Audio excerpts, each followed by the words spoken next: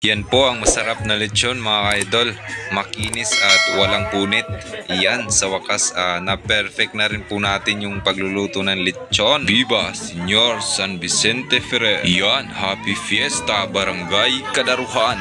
So yan po mga ka-idol, dito po pala tayo sa kabilang barangay dahil ngayon po ay naimbitahan po tayo na maglechon. So ito pong nag-imbita sa atin ay mga uncle tsaka tita ko po. So sila po ay nagbakasyon, galing po ito sila sa Maynila. WhatsApp vlog. Vloga. So ito po yung lilitsunin natin mga ka-idol, no? Yan, tumitimbang po daw ito ng 60 kilos.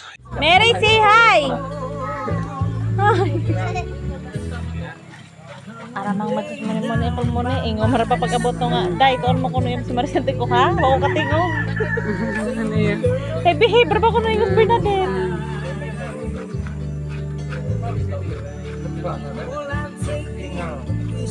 Dong, unsa akin sa maroy inyong jog tiguang. Why tiguang kita dong? Asan to ni Vicente? Sa Manila yung pangkain. Nasa Manila, gida, manitsa ko ba? Oh, gida! Kato naglitson me. Yan, at inumpisa na nga po namin yung pagkakalis po ng balat. So andyan po pala yung uncle ko. Yan, tumulong din sila. Hello guys, sandito po tayo. So thankful po kami mga ka-idol dahil nagtiwala po sila na kami yung maglitsyon kahit hindi pa kami gaanong kagaling. Uy, yung tubig na, patayin mo nga. Ha? Hindi ikaw, kuya. Meryl, what's your name daw? Meryl, sosto mo. At ayan, take charge na po tayo mga ka-idol. Tayo na po yung magsishave po ng mga balahibo nito. Hindi, si Lawrence ba to? Naglibog na ni kay Lawrence. Asar ba teacheran ni? Uy, di na po na. Ato ni sunod ni Bernadette. Sunod ni Bernadette. Ayan, malinis na po mga ka-idol.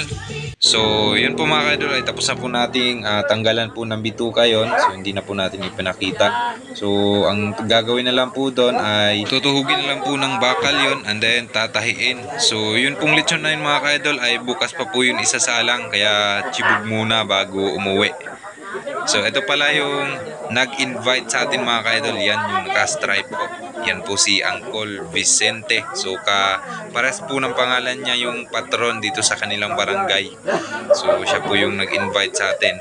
Ang akala ko po mga ka-idol ay ako po yung magiging assistant niya sa paglilitsyon. Tapos nung pagkadating ko po, ang sabi niya, ako na lang daw yung bahala.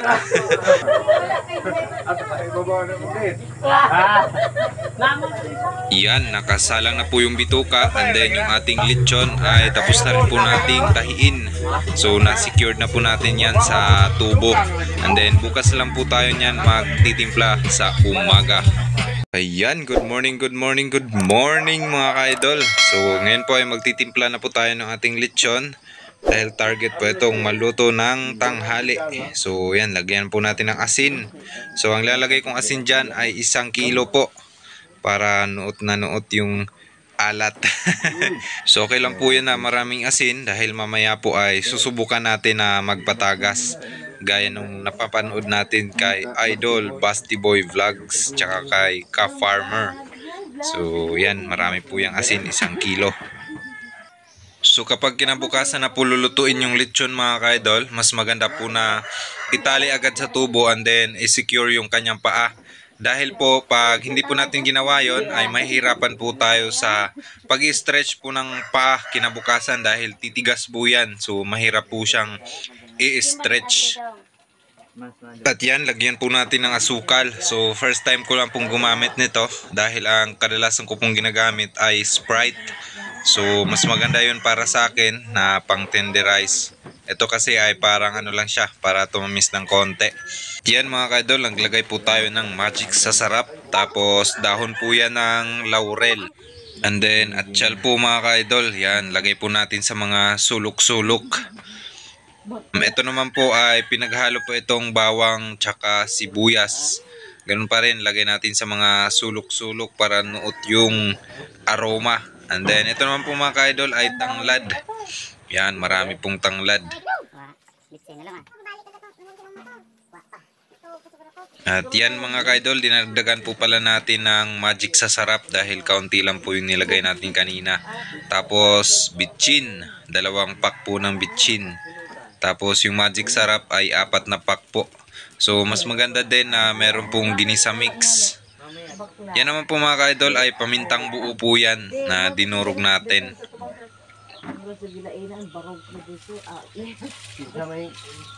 And then syempre po mga ka-idol, pampabango. So maganda to pag marami. Yung sibuyas dahon po, napakaganda po yan pag marami. So bago po natin tahiin yung ating lechon mga ka-idol ay magpapaapoy muna tayo para malakas na malakas po yung apoy pagkasalang natin ng ating lechon. So yan, maganda po yan mga ka-idol na tuyong-tuyo talaga yung ating panggatong para po malakas yung apoy at hindi po tayo mahirapan sa pagpapalutong po ng balat ng lechon.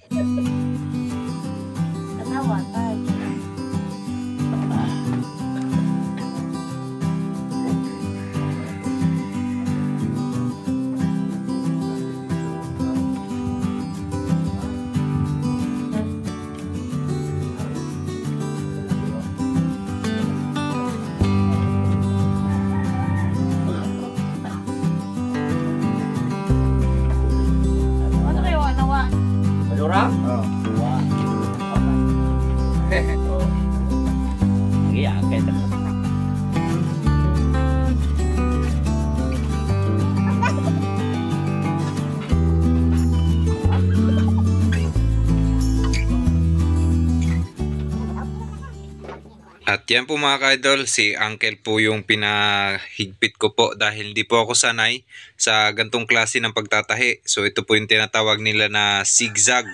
So ito po yung diskarte niya ay isang ano lang po, hindi na niya dinodoble yung pagtahi.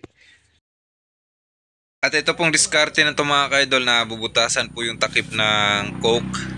Tapos po ay spray ay natutunan po natin ito kay Idol Basti Boy Vlogs. So yan, ganyan lang pala kadali at tipid po sa coke. Hindi po siya marami yung nagagamit natin.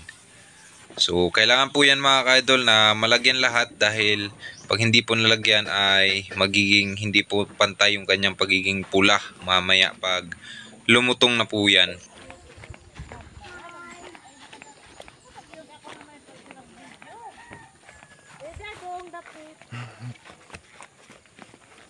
Ikaw may yung videohan.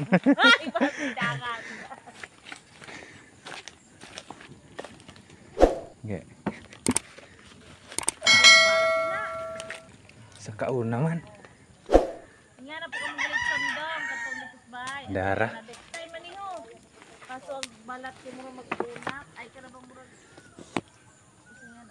Yung apoy po na yan mga ka-idol ay kulang pa po yan. So kailangan po nating dagdagan yan para talagang mabilis pong lumutong yung balat ng ating lechon at hindi po tayo maabutan ng pagkapunit ng balat.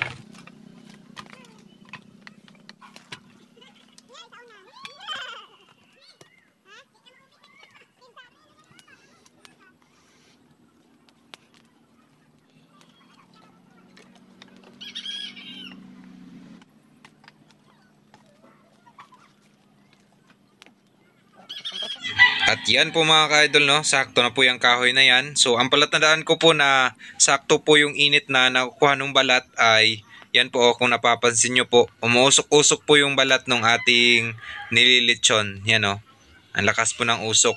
So yan po ang isa sa pinaka magandang palatandaan na maganda po yung init na nakukuha ng balat ng baboy. So mabilis po yung pumula and then para maging crispy.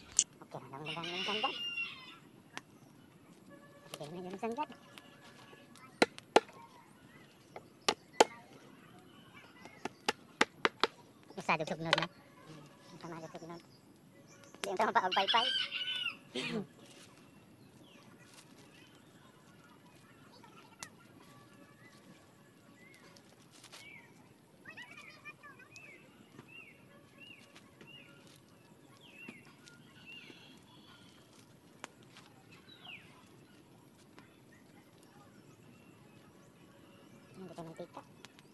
At yan po mga ka-idol, mabilis sampung natuyo yung balat po ng ating nililitsyon. So yan, malapit na po yung pumula.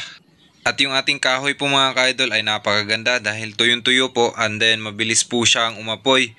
Hindi po siya mausok, di kagaya nung naglitsyon po tayo nung birthday ni nanay. Grabe po ang usok nun at pawala-wala po yung apoy.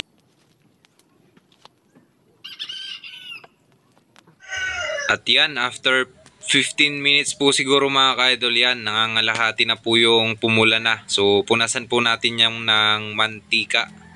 So yan, napakaganda po ng ating nililitsyon mga ka-idol. Wala po siyang punit. So ganun lang po pala kadali na para hindi po mapunit yung balat. So kailangan galit na galit talaga yung apoy at umuusok yung balat po ng ating litsyon na kakasalang lang po.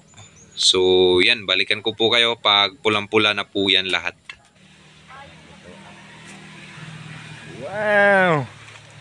Litson yarn. Perfect yarn. Walang biyak yarn. Wow! Ano na litson? So ayan na po mga ka-idol, after 1 hour po yan at mapapansin nyo po yung apoy hindi na po gaanong kalakas. So yung tamang-tama lang po para maluto yung kanyang loob. So crispy na po yung balat niyan. Pag sinobrahan kasi natin sa apoy ay yun na nga, matututong. Oh. Hamis, way liki. Darag among mentor na. Ano yung among mentor na? Hawd na. So after 2 hours po mga ka-idol ay magpapatagas po tayo ng sabaw niya sa loob.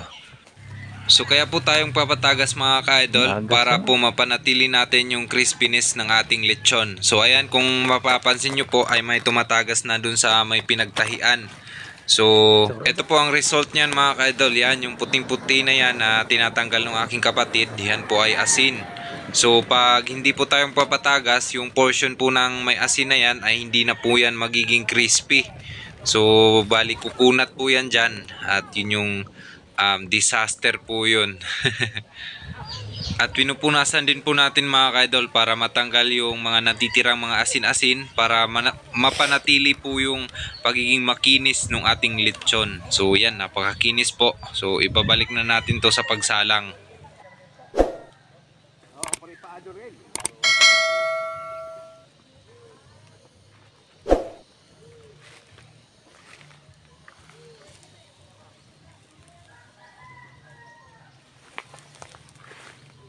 One hand. Yan mga ka-idol, pwede na kayong umorder ng ating lechon. Yan o, walang punit yan.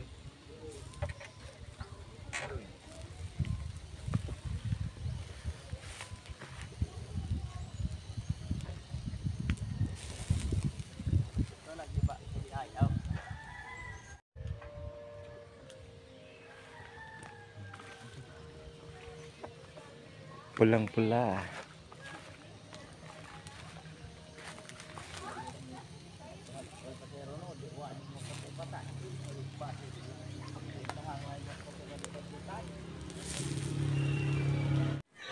Yung puti-puti po na yan mga ka-idol ay okay naman na yan dahil tuyo naman na po siya. Wala na po siyang halong tubig. So crispy pa rin po yung balat niya. So yan, yung itim-itim na yan ay nagiging ano na yung asin na sunog na.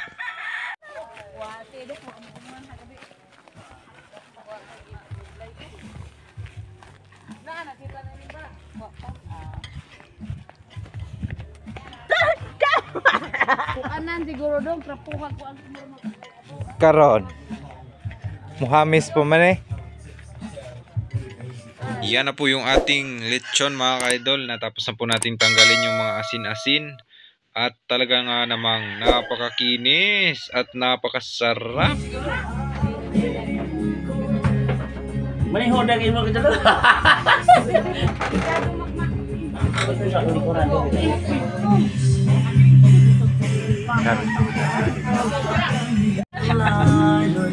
Oh yan si vlogger oh. Yan, yan ke.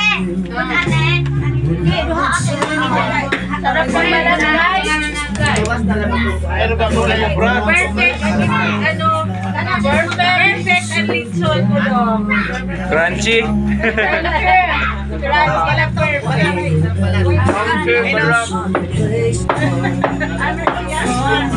Sarap guys. Dito.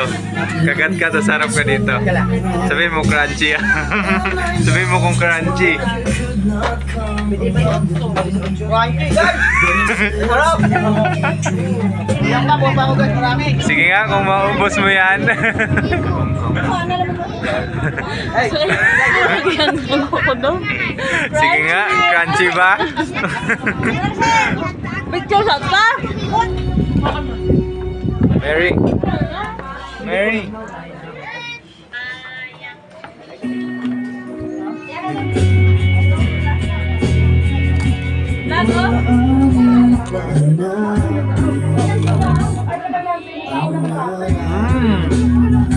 Dami ah.